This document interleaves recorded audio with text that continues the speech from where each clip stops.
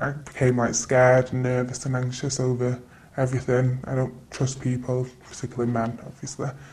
You don't know how to cope with it. You try and do the best that you can, put a brave face on for people, but inside you do feel like you're falling a bit apart. Just one of Galwyn Mather's victims, the serial sex offender who last summer was responsible for a string of serious sexual assaults. Galwyn Mather preyed on vulnerable women late at night when they were trying to find their way home.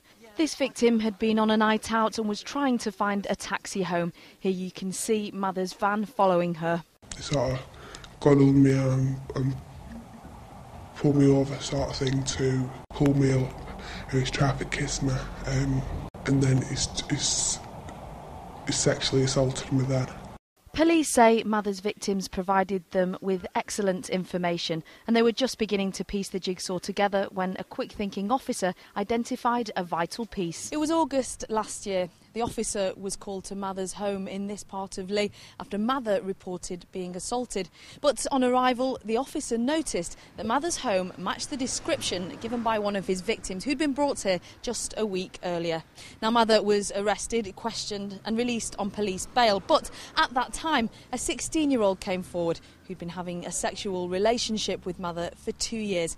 Now, she said she'd read about a different sexual assault in the newspaper and suspected that Mather was responsible because on that night she'd noticed cuts and grazes on him. And so the final pieces of the jigsaw were pieced together. Mather was today told that his 6-year sentence will be indeterminate for the safety of the public and he'll have to sign the sex offenders register for life. And police today paid tribute to the courage of his victims. They've been clearly very, very traumatised by the events that happened to them. They're going through the process of recovering from those events, and as I say, without their support and without their coming forward towards us, we wouldn't be in the position where we are today. And they say, though giving evidence in court has been traumatic, they'd advise anybody who'd been through a similar experience to do the same. You should come forward. It's never your fault and no one ever blames you. And the police, they support you, so much.